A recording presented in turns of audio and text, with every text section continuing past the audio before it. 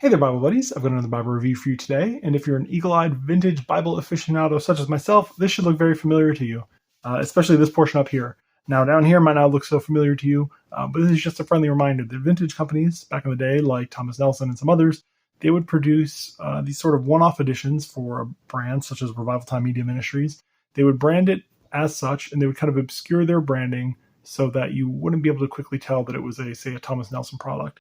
However, they would often use some of their heavy hitters for these editions.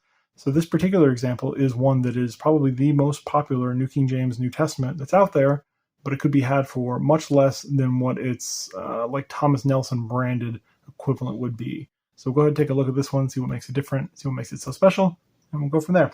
So the cover is kind of this burgundy genuine leather, and you can't see it is very veiny and grainy. And it's a nice kind of natural leather pattern there. I love it. It looks wonderful. We do have a very faint perimeter line there, exterior perimeter line. We have Rival Media Ministry, New Testament, and then the New King James Bible and the triquetra design there, all debossed into the cover. The perimeter line does go around to the spine, and we do have the New King James Bible, New Testament, and Revival Time Edition. There are a lot of spine hubs here, some printed, some kind of pinched, debossed here on the printed ones, and then it is absent again any sort of indicator here. Normally it would say Nelson, and if you guys haven't figured out what this one is, it would say Nelson and then 196. Yes, this is the same as far as I can tell as the 196. I think the paper might be slightly different, and we'll get into that when we get inside, but very similar otherwise. On the back we do have that wonderful grain continued, nice and veiny. We can see genuine leather debossed on the bottom there, and the perimeter line also as well. We do have kind of red, maybe like a burgundy color and gold. It's kind of discolored over the time, but like a burgundy and gold head and tail band. We do have a nice gilt color, or a nice gilting there. Very well done. Then we have a wonderful, thick yet narrow, single-sided satin, kind of a wine-colored ribbon there. Nice quality ribbon, and appropriate in size, just given the fact this is a New Testament. You don't need anything beefy because it's, kind of a thinner edition there. So I'm okay with that. When we get into the inside, it is a synthetic paste down. I'll show you the corner work there. There is some reinforcing tape. You can kind of see it on the inside there of the seam and the gutter. There's the remainder of the corner work. Go ahead and get into it. We do have a presentation page there. It's just kind of the end sheet, and then it goes right into the presentation page, no blank pages or anything. Then we have the New King James Bible, and then the Revivaltime Ministries logo and information down there. Again, they're kind of obscuring the information of the actual producer, which would be Thomas Nelson in this case. Then we have a little description there of the Revivaltime Ministries, kind of their who we are, where we've been, and then a little note from Dan Betzer, the Revivaltime speaker, and what they believe there on the reverse side. Then we have our title page there, and it is indicated here, it's indicated here, Royal Publishers Inc. out of Nashville, Tennessee, and that should be kind of familiar to you guys if you've watched any number of these reviews. But we can see on the back side here that it is Thomas Nelson, and it's copyright 1979, and it does appear to be the third printing of 1980. So yeah, definitely Thomas Nelson produced and then rebranded for Revivaltime per their specifications. Probably just adding a little additional section at the beginning there. We have our introduction there to the New King James Version, our table of contents, the title page, and the Gospel according to Matthew gets right into it. So we'll take a look, and this should be very familiar to you guys if you've ever seen a 196 before. This is the same exact layout. I'm pretty sure. Now, I don't think I have any 196s. I think I got rid of I think I had two, and I think I got rid of them both.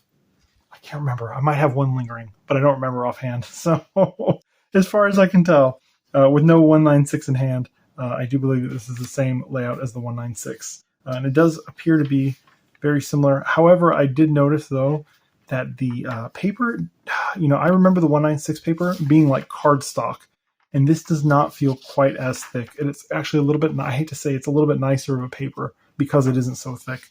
The original 196, at least as I remember, it was like a very, very, very thick cardstock, and it was almost like flipping through like sheets of cardboard. I remember it being kind of a bear. Now, I could be wrong on that. This might be the same exact paper, but this certainly feels a lot easier to turn, albeit it is still a very thick paper. And you can see, go ahead and zoom in here, you can see how nice of a quality it is. As far as opacity is concerned, there is none whatsoever. And this is typically regarded, the 196, as the best New Testament, the new King James Version that was ever produced, just given the fact that the paper is stellar. I mean, outstanding, probably some of the best paper ever used for a Bible production. Just very nice paper. When we get to the more standard layout here, you can see there's a double line numeral indicating the chapter numbers. There are section headers throughout. You have the page numbers at the top center, and then you have your book and chapter indicators here at the top outside corners, exterior corners. There are, let me flip just a page. It appears to be there are some cross references here on the inner gutter, but it appears to only be, let me check before I speak too soon, but it appears to only be on this sort of right-hand page gutter. Yeah, I'm not seeing any on the left side here, only on the right for some reason. Not sure why that is, but that's how they did it. We'll take a look at the red letter. It is obviously a red letter. It's a fairly nice red letter. It is, again, in terms of the Thomas Nelson kind of burnt orange. This one is a little more, maybe a little bit more red in color, but not very red at all. It's more like a sepia color. Just a little bit more reddish of a sepia color. But nicely done for sure. And we'll go ahead and flip through, kind of chunk through some sections here. And there's the ribbon.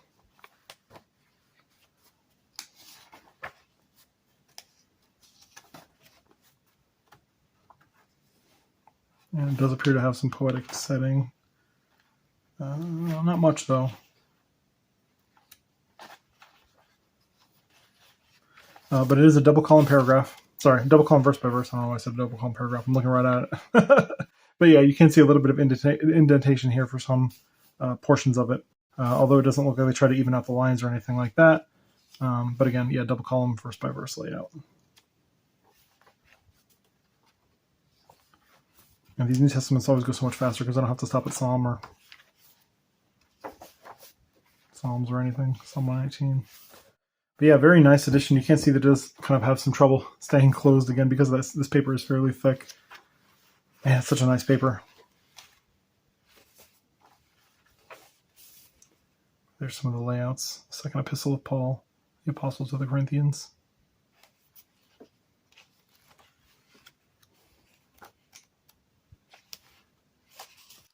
Let's go ahead and get to the end.